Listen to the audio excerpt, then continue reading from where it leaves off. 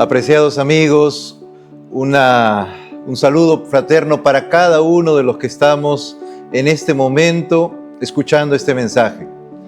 Quiero darles un saludo a cada uno de ustedes donde se encuentren, ahí con la familia, con los amigos, cada uno quizás con alguna situación, desarrollando de repente, aún todavía de repente en el trabajo, quizás estás caminando, donde te encuentres. Estamos aquí conectados para poder escuchar la palabra de Dios en este momento. Quiero pedirte en estos minutos que podamos cerrar nuestros ojos para poder tener unas palabras de oración. Querido Padre, gracias Señor te damos, porque hoy día vamos a escuchar tu palabra. Que sea tu palabra, Señor, la que pueda hablarnos, que sea tu Espíritu Santo a través de la palabra, Señor, que pueda conmover nuestros corazones. Y que en este momento, Señor, cuando podamos hacer una invitación, podamos, Señor, tener una decisión clara de poder aceptarte a ti, Señor.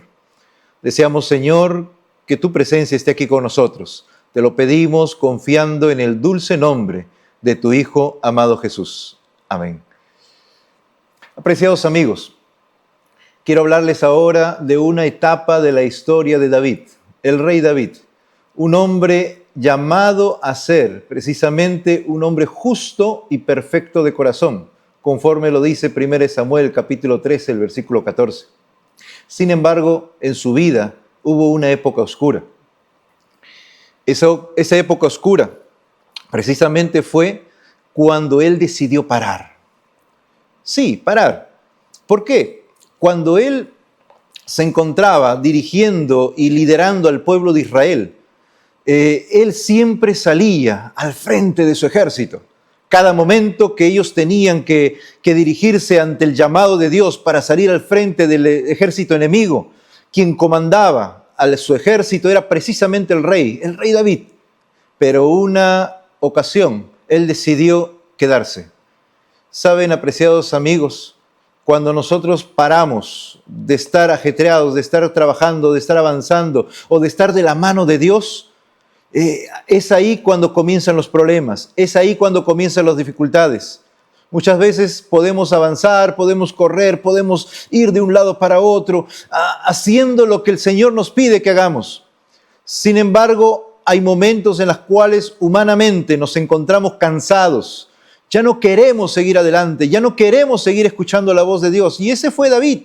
En ese momento, él dijo, voy a parar. Que el ejército vaya. Yo ya planifiqué todo. Yo ya di la estrategia militar para que el ejército vaya y ataque a aquel enemigo. Y yo voy a detenerme, voy a parar, voy a quedarme aquí. Quiero dormir un poco más, quiero quedarme en cama, quiero quedarme en casa. Quiero ver las cosas mías y dejar que el ejército vaya. Aquella ocasión, David se encontró precisamente ante un momento vacío en su vida. Él dijo, Señor, voy a quedarme. Y en aquel momento, cuando él se quedó y el ejército salió a pelear, ese fue un momento grave en su vida, una época oscura, y tomó decisiones graves. La primera, al momento de despertar, abrió la ventana de su alcoba y allí miró una mujer que se estaba bañando. La miró desnuda, la codició, la mandó llamar. Y ahí fue el momento donde cometió adulterio. Posterior a eso, la envió nuevamente a su casa aquella mujer. Una vez consumado precisamente ese pecado, él pensó de que quedaba ahí, nadie lo había visto, nadie lo había mirado. Pasaron los días, pasaron las semanas, y él se entera de que aquella mujer que había tomado en adulterio había quedado embarazada. Y en ese instante, en ese momento, en vez de decir, Señor, perdóname por lo que he hecho, perdóname por lo que he realizado, nunca más lo vuelvo a hacer, perdóname. En vez de arrepentirse, él toma otra decisión mayor. Y ahí es donde manda llamar al esposo, porque esta mujer era casada. Manda llamar al esposo que estaba en primera línea de batalla, ahí luchando con el ejército, la cual él debía haber comandado, él debió haber dirigido. Sin embargo, en ese momento mandó llamarlo a él, y al llamarlo le dijo, ve a tu casa, pasa con tu esposa, eres un buen soldado, eres un buen hombre, vaya a su casa. disfrute con su mujer. Y en ese instante, aquel hombre salió de la presencia de David, y David se sentía en ese instante ya convencido de que había precisamente hecho todo lo que tenía en sus manos. Había tapado precisamente el error que él había cometido, el pecado que él había transgredido. Y ahora, en ese instante, él durmió aparentemente tranquilo, aparentemente en paz, aparentemente. Al día siguiente él se despierta y él contento sale a caminar en su palacio y le encuentra aquel hombre. Ese hombre se llamaba Urías. Estaba ahí durmiendo en el patio del palacio. Y en ese instante, él, en vez de sentir de repente un poco de alegría, sino él sintió temor, miedo, y lo manda a llamar a Urías y le dice: Urías, ¿por qué no te has ido a tu casa? ¿Qué fue lo que pasó? ¿Por qué no me has obedecido? Y en aquel instante, apreciados amigos, las palabras de Urías fue como una estocada en el corazón de David. Y en ese instante las palabras de él fue decirle: ¿cómo es posible, mi Señor, que yo vaya a mi casa, que pueda dormir tranquilo con mi mujer, viendo a mis compañeros allá en plena línea de batalla, esperando en cualquier momento que se desate la batalla? Es por eso, apreciado Señor, no puedo irme a mi casa, necesito quedarme aquí, aún todavía. Por favor, envíame con mi ejército, envíame con mis compañeros. En ese instante, apreciados amigos, fue el momento cuando el Espíritu Santo estuvo tocando una vez más el corazón de David. Sin embargo, no se logró. David, su corazón estaba tan entumecido, tan encallecido, que no se doblegó ante este momento especial que el Espíritu Santo estaba provocando para que él pueda arrepentirse. Y cuando él debió haberse arrepentido, cuando él debió haber permitido que Dios pueda ingresar a su vida, en ese instante cometió otra decisión equivocada, otra decisión errónea, y manda con una carta a aquel hombre, a Urías, y le va llevando, diciéndole: lleva esta carta delante del comandante, no lo abras. Y cuando el comandante recibe aquella carta decía expresamente: coloca a este hombre en primera línea de batalla. Y ustedes saben muy bien que en las batallas antiguas, precisamente aquellas personas que se ponían en primera línea de batalla era como carne de cañón, eran los primeros que morían. David había mandado a aquel hombre, a Urías, con una carta que estaba precisamente dando la sentencia de muerte a él. Y en ese instante, claramente, estaba la muerte para Urías. Urías murió. David vio consumado precisamente, él pensó de que todo estaba bien. David toma a Betsabé, aquella mujer, como esposa, y nace aquel niño. Aparentemente todo estaba cubierto. Aparentemente ya todo, nadie se había dado cuenta del error, nadie se había dado cuenta del pecado en la cual David había caído. Y ahí precisamente viene el relato de la historia, apreciados hermanos y amigos. Miren lo que dice Segunda de Samuel, en el capítulo 12, en el versículo 7 al 13, y dice de esta manera: entonces dijo Natán a David: tú eres ese hombre, así ha dicho Jehová, Dios de Israel, yo te ungí como rey de Israel y te libré de manos de Saúl. Te entregué la casa de tu señor y puse en tus brazos a sus mujeres. Además, te di la casa de Israel y de Judá. Y como si esto fuera poco, te habría añadido mucho más, dice. ¿Por qué? Pues has tenido en poco la palabra de Jehová y hecho lo malo delante de sus ojos. A Urías, el heteo, lo mataste a espada y tomaste a su esposa como mujer. Si a él lo mataste con la espada de los hijos de Amón, por lo cual ahora no se apartará jamás de tu casa la espada, por cuanto me menospreciaste y tomaste la mujer de Urías, el heteo, para que fuera tu mujer. Así ha dicho Jehová: yo haré que de tu misma casa se alce el mal contra ti. Tomaré a tus mujeres delante de tus ojos y las entregaré a tu prójimo, el cual te acostará con ellas a la luz del sol, porque tú lo hiciste en secreto, pero yo haré esto delante de todo Israel y a pleno sol. Y el versículo 13 precisamente es el epílogo y el centro de este mensaje. Y dice claramente: entonces dijo David a Natán: pequé contra Jehová. Natán dijo a David: también Jehová te ha perdonado tu pecado, no morirás. 3 frases que en este momento nosotros vamos a analizar. 3 frases que marcaron la vida de David. Después de todo lo acontecido, después de todo lo que había ocurrido en la vida de David, desde el momento que él fue llamado, desde el momento que él fue ungido, desde el momento que él se enfrentó al gigante Goliat, aquel acontecimiento debió haber llenado precisamente de fe, de optimismo y precisamente de esa experiencia clara de la mano de Dios. Todas esas experiencias que él había vivido debieron haber fortalecido el corazón de aquel joven, David, rey. Sin embargo, ocurrieron muchas cosas y esta precisamente fue el momento crucial de la vida de él. Natán se acerca a él y lo encara, lo confronta porque Dios mismo le comunica esto y le dice: ve y habla con David. Y lo confronta y le hace ver cuál es su pecado y le dice: tú eres aquel hombre que merece morir, tú eres aquel hombre que cometió pecado. Apreciados amigos, realmente nosotros debemos entender algo. La palabra de Dios en Romanos capítulo 3, en el versículo 23, dice: por cuanto todos hemos pecado y hemos sido destituidos de la gloria de Dios. Todos nosotros merecemos precisamente una sanción por estar en medio del pecado. Todos. David también era una persona pecadora. Sin embargo, nosotros tenemos que reconocer algo. Para que nosotros podamos entender qué es lo que ocurrió en la vida de David, tenemos que entender en primer lugar qué es el pecado.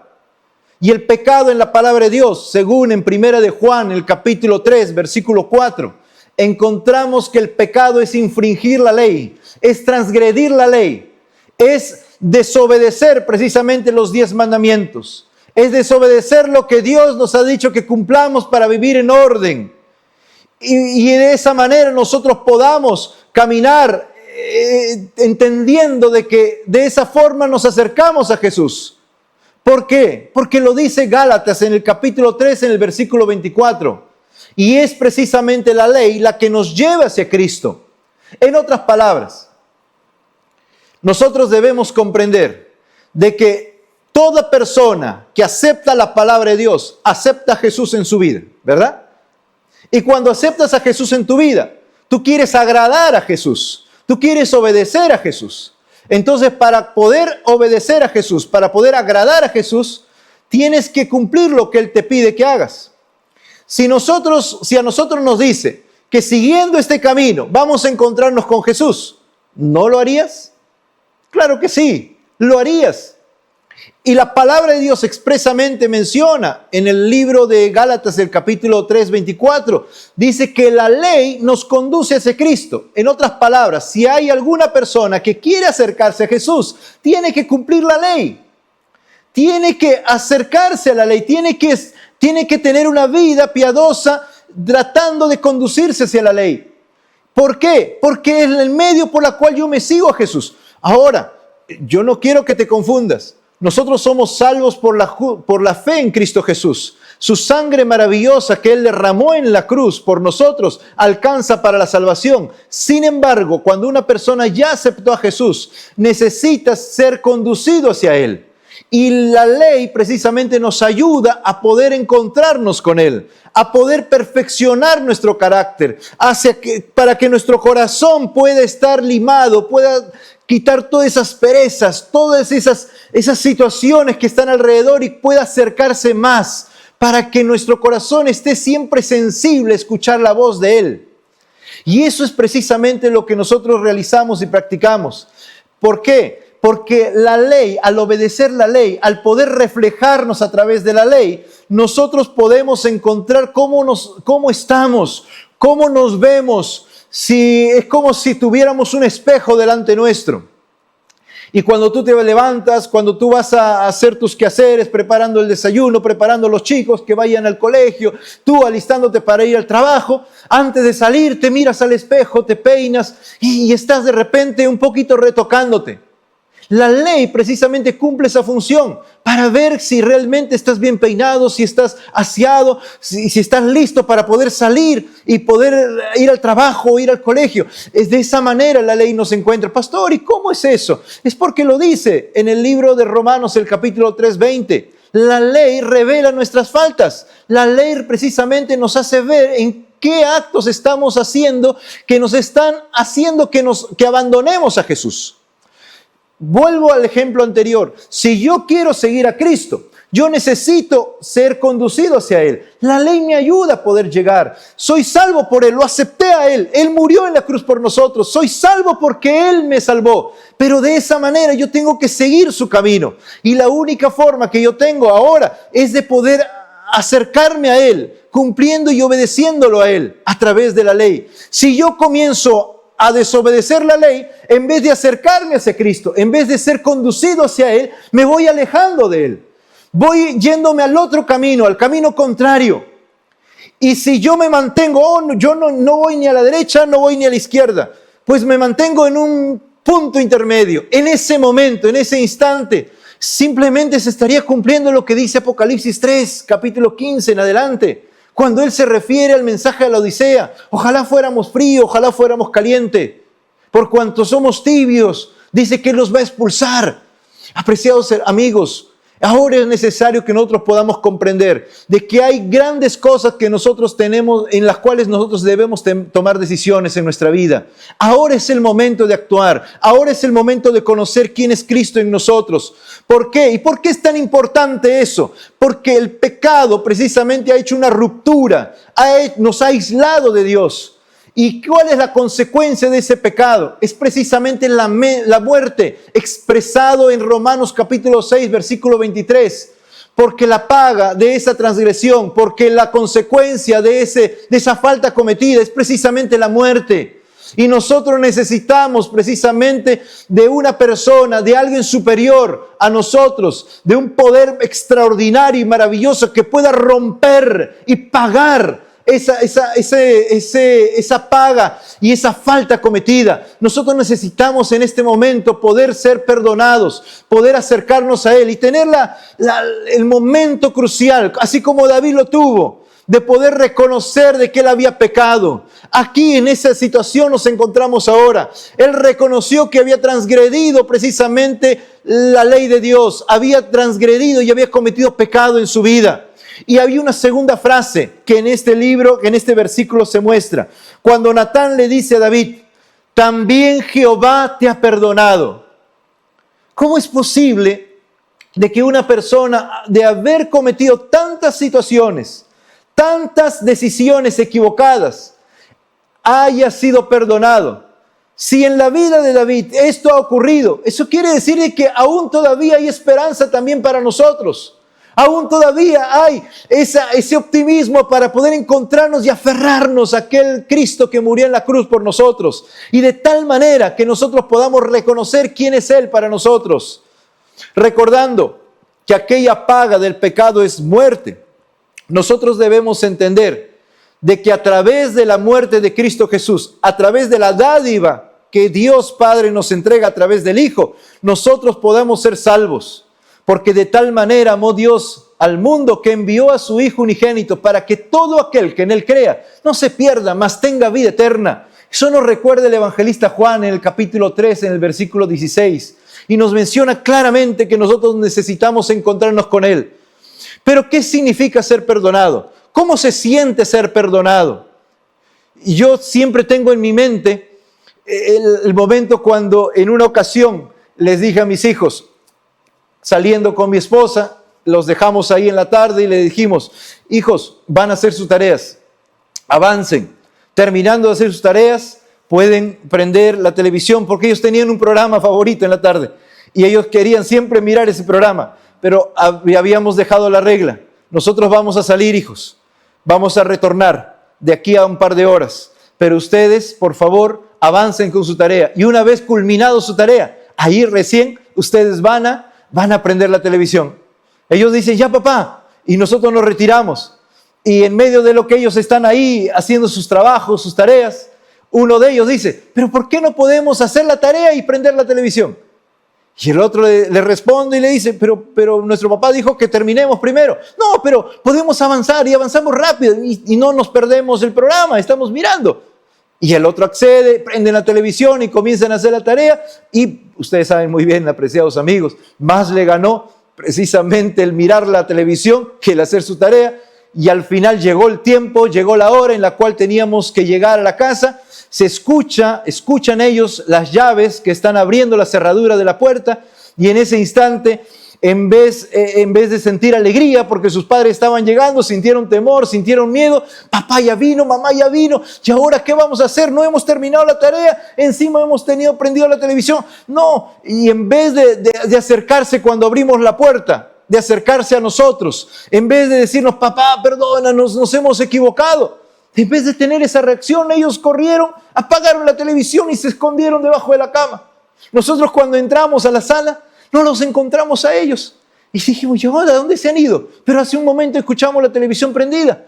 No, ellos deben estar por acá. Matías, Eliab. Y comenzamos a preguntar y hasta que los encontramos. Y estamos ahí, ellos estaban ahí debajo de la cama, llorando, sollozando, y no sabían, no paraban, y cuando los encontramos no pararon de llorar. Y esa escena me recuerda el momento cuando Adán y Eva también desobedecieron a Dios. Cuando Dios le dijo, ciertamente si ustedes comieran el fruto de este árbol, ustedes morirán. Y cuando ellos comieron, supieron de que habían desobedecido a Dios. Y más aún todavía cuando escucharon la voz de Dios, cuando Dios comenzó a llamarlos. Y ellos entendieron en aquel momento que habían desobedecido. Y se vieron así, desnudos, y sintieron vergüenza, y por esa razón corrieron. Y ahí en ese instante Dios fue al encuentro de ellos. Apreciados hermanos, ¿qué es lo que ocasiona precisamente un punto antes del perdón? ¿Cómo se siente una persona cuando ha defraudado a alguien? Cuando ha cometido algún error con alguien. Uno se siente desolado, uno se siente destruido, uno se siente triste. Uno no puede mirar a los ojos a aquella persona. De esa misma manera se siente precisamente haber desobedecido, haber pecado. Uno no puede mirar, uno no puede relacionarse con Dios una vez más. Uno siente que ha hecho una brecha, un abismo entre Él y nosotros. Ese es el pecado lo que ocasiona. Pero cuando una persona se siente perdonada, cuando una persona se siente precisamente que después de todo lo cometido, alguien te perdona, en ese momento se siente paz. En ese momento uno siente precisamente la dicha y la certeza de que hay tranquilidad. Todas esas palpitaciones en las cuales uno se encontraba, en ese instante uno se encuentra con Dios y dice, ahora tengo paz, ahora tengo perdón. Eso es lo mismo que sintió David en ese instante, es lo que sintió David en su corazón. En ese momento fue tocado por el Espíritu Santo y él sintió esa paz, esa tranquilidad. Después de ¿cuánto tiempo? ¿Cuántas decisiones que él había podido tomar de acercarse, de poder enternecer su corazón, de poder confesar y arrepentirse de sus pecados? Él no lo hizo, él no lo practicó, al contrario, fue tomando una decisión, otra decisión, alejándose de Dios. Así es el pecado, apreciados amigos. Comienza cuando nosotros paramos de relacionarnos con Él, comienza cuando nosotros dejamos de conectarnos con Él, comienza cuando nosotros abandonamos precisamente la palabra, cuando nosotros abandonamos todo lo sublime, todo lo excelso y comenzamos a alejarnos de la esposa, comenzamos a alejarnos de los hijos, comenzamos a alejarnos de las personas, de nuestros seres queridos y lo peor de todo, comenzamos a hacer daño. Eso es precisamente lo que ocasiona el pecado. Y el perdón es la paz. El perdón precisamente es lo que Cristo realizó en la cruz por nosotros cuando Él murió. Él tomó de la mano precisamente al ser humano que había caído, que había desobedecido, tomó la vergüenza del ser humano y nuevamente lo unió precisamente a la soberanía y a la santidad de Dios. Eso precisamente es lo que nosotros necesitamos en nuestra vida. Y la tercera frase, apreciados amigos, es no morirás. Si bien es cierto, la paga del pecado es la muerte, sin embargo, aquí encontramos de que Natán le dice a David, después de que David confesó su pecado, o mejor dicho, que él sintió arrepentimiento por las cosas que él había cometido. En ese instante, el llamado de Dios a su corazón fue precisamente hacerlo ver de que él se encontraba perdonado. Y como corona de ese perdón, a través de Natán, Dios le dice: no morirás. A pesar de que uno sabía de que el pecado ocasiona precisamente la muerte, la tranquilidad al corazón de David en ese instante era de que él ya no iba a morir. Sin embargo, no podemos obviar la consecuencia que posteriormente se encuentra en la palabra de Dios. Cuando Dios le dice: ciertamente tú no vas a morir, pero tu hijo que está esperando tu mujer morirá. Eso habrá sido desgarrador en el corazón de él, pero en este momento no vamos a analizar eso. Pero ¿por qué Natán le dijo no morirás a David? ¿Por qué razón tenía que decirle de esa manera? Si ciertamente él tenía que morir, porque la paga del pecado era la muerte. Pero Cristo era precisamente aquella persona que estaba actuando en el corazón de David para que él pueda salir de ese espacio. Hebreos en el capítulo 9, en el versículo 22. Vamos a buscar en la palabra de Dios este texto que precisamente ejemplifica algo claro ante la muerte, ante el pecado. Y nosotros necesitamos comprender este texto para poder expresarlo. Miren lo que dice el libro de Hebreos en el capítulo 9, en el versículo 22. Y según la ley, y casi todo es purificado, dice, con sangre, y sin derramamiento de sangre no hay remisión. Sin derramamiento de sangre no hay perdón. Sin derramamiento de sangre no hay precisamente esa paz. Sin derramamiento de sangre no hay precisamente ese momento especial de poder reconciliarnos con Cristo. Es necesario el derramamiento de sangre para que nosotros podamos sentirnos perdonados. Esto es extraordinario, preciados hermanos y amigos. Esto es el momento especial que nosotros necesitamos vivir y consentir.